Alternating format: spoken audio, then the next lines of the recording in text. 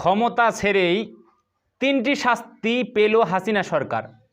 এদিক দিয়ে ক্ষমতা গেছে আর এদিক দিয়ে তার তিনটি শাস্তি অলরেডি সে পেয়েই গেছে। আল্লাহু আকবার, আল্লাহু আকবার।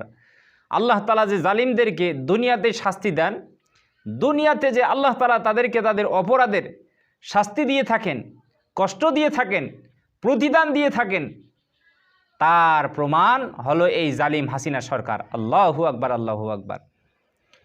রব্বুল আলামিন পবিত্র কালামুল্লাহ শরীফে তিনি নিজেই ডাক দিয়ে বললেন, ইন্নাল্লাহা লা ইউফলিহুয যালিমুন। আল্লাহ নিজেই বললেন, যারা জালিম যারা হবে আমি আল্লাহ তাদেরকে কখনো সফল তাদেরকে হতে দেই না। আল্লাহু আকবার। রব্বুল আলামিনের নিজের এই ঘোষণা, যারা জালিম হয়, যারা মানুষের উপরে যারা জুলুম করে, যারা নির্যাতন চালায়, আল্লাহ তাআলা তাদেরকে কখনো সফল হতে দেয় না।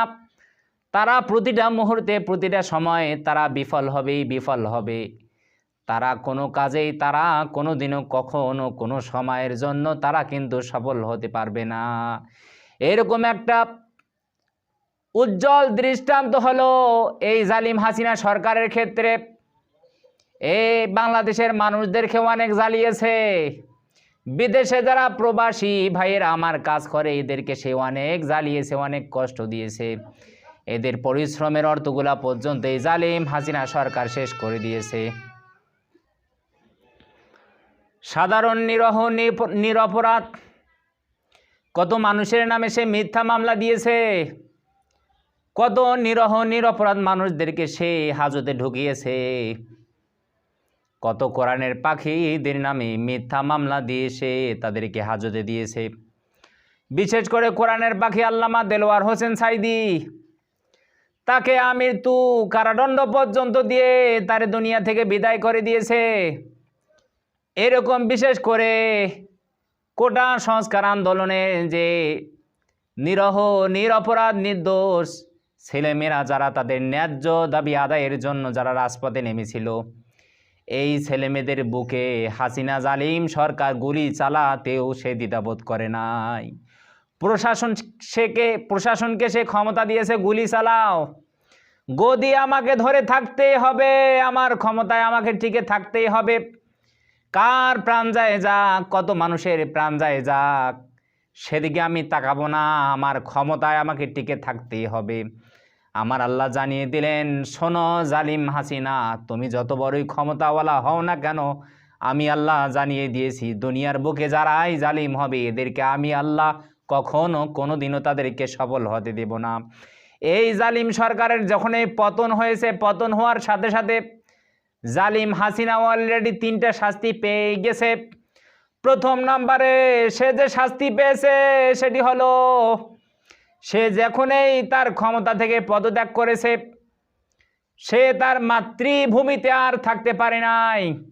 চোরের মতো, চূর্ণির মতো তার মাতৃভূমি থেকে পালাতে সে বাধ্য হয়েছে। আল্লাহ বললেন, তুমি আমার গোলামদেরকে, নিরপরাধ মানুষদেরকে কত জ্বালিয়েছো, শোনো, এই জ্বালানোর কারণে আমি আল্লাহ তোমাকে প্রথম নম্বর শাস্তি দিলাম। আমি আল্লাহ তোমাকে তোমার মাতৃভূমি থেকে তোমারে বিতাড়িত করলাম। আল্লাহু আকবার। আল্লাহ তাআলা দেখেন কেমন তিনি ক্ষমতাশীল, কেমন দয়ালু। তুমি মানুষের উপর জুলুম করেছো, তোমার ভয়ে মানুষেরা বাড়িতে থাকতে পারে নাই, এখানে সেখানে বিভিন্ন আত্মীয় স্বজনের বাড়িতে যে থেকেছে। কিন্তু জালিম হাসিনা, তুমি মানুষের উপরে জুলুম করার কারণে তুমি তোমার মাতৃভূমিতে আর থাকতে পারলা না, চোরের মতো লুকায়ে তুমি নিজের দেশ থেকে পালিয়ে গেলা। আল্লাহ তাআলা এই জালিমকে প্রথম নম্বরে যে শাস্তি দিলেন সেটি হলো, সে তার মাতৃভূমিতে আর থাকতে পারলো না। রব্বুল আলামিন তাকে তার মাতৃভূমি থেকে তাড়িয়ে দিলেন।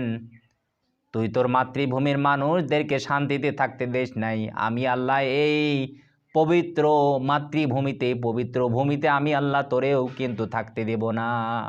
প্রথম নাম্বার শাস্তি, তোরে ওই বাংলাদেশে জায়গা নাই, যে দেশের মানুষদেরকে তুই শান্তিতে থাকতে দেশ নাই, এই শান্তির দেশে তোর মতো জালিম সরকারের কি নেই, কোনো জায়গা নেই।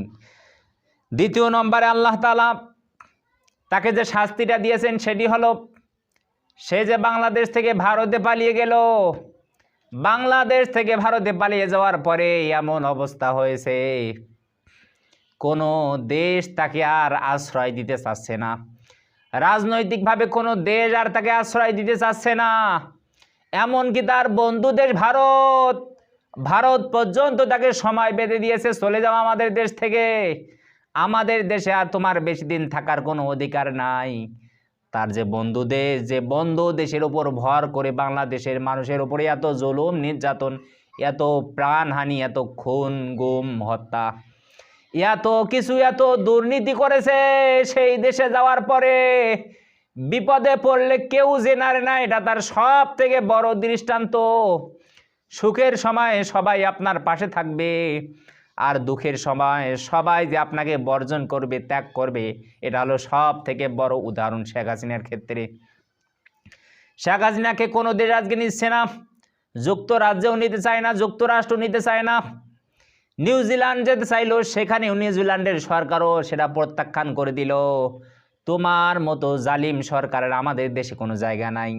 দ্বিতীয় নম্বর শাস্তি সে পেয়ে গেছে, কোনো দেশ তাকে নিতে রাজি হচ্ছে না।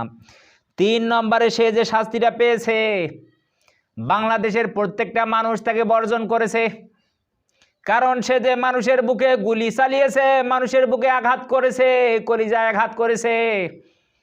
কত মা তার কলিজার টুকরা সন্তানকে হারিয়েছে, কত বাবা তার সন্তানকে হারিয়েছে, কত ভাই বোন তাদের আত্মীয় স্বজনদেরকে হারিয়েছে, কত স্ত্রী বিধবা হয়েছে, কত মানুষের বুকগুলো শূন্য হয়ে গেছে।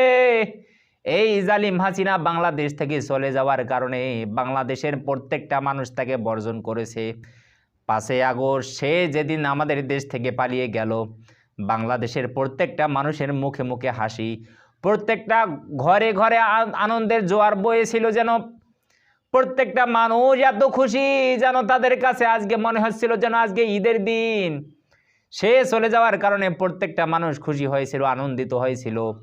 আমার ভাইগণ বন্ধুগণ, আমার এই জালিম সরকার পালিয়ে যাওয়ার কারণে, পদত্যাগ করার কারণে প্রত্যেকটা মানুষ আজকে আনন্দিত। এরকম সে দৃষ্টান্ত রেখে গেছে, আমার মতো যারাই এরকম মানুষের উপরে জুলুম করবে, যারাই দুর্নীতি করবে, যারাই অপকর্ম করবে, যারা এরকম মানুষের বুকে গুলি চালাবে, মানুষদেরকে যারাই শান্তিতে থাকতে দিবে না, সে তাদের জন্য একটা দৃষ্টান্ত রেখে গেছে। তোমরা যদি আমার মতো এরকম মানুষের উপরে জুলুম করো, তাহলে তোমাদের পরিণতিও কিন্তু আমার মতো তোমাদেরও হবে।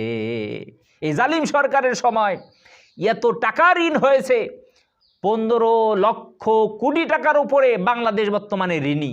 এত টাকা ঋণ করেছে, সে নাকি দেশের এত উন্নতি করেছে। উন্নতির নামে তার এমপি, মন্ত্রী, নেতা, কর্মী প্রত্যেকটা মানুষের আজকে কোটি কোটি টাকার মালিক। তার যে পিয়ন, এই পিয়নটা পর্যন্ত আজকে আপনার 450 কোটি টাকার মালিক হয়েছে। একটা পিয়ন যদি এতগুলো টাকার মালিক হয়, তাহলে বড় বড় যার নেতা, এমপি, মন্ত্রী, এরা তাহলে কত টাকার মালিক হয়েছে একবার চিন্তা করে দেখেন। আল্লাহ তাআলা এই জালিম সরকার থেকে আমাদের সবাইকে হেফাজত করেছে। এজন্য আমরা সকলে আল্লাহ তাআলার শুকরিয়া আদায় করি। আলহামদুলিল্লাহ।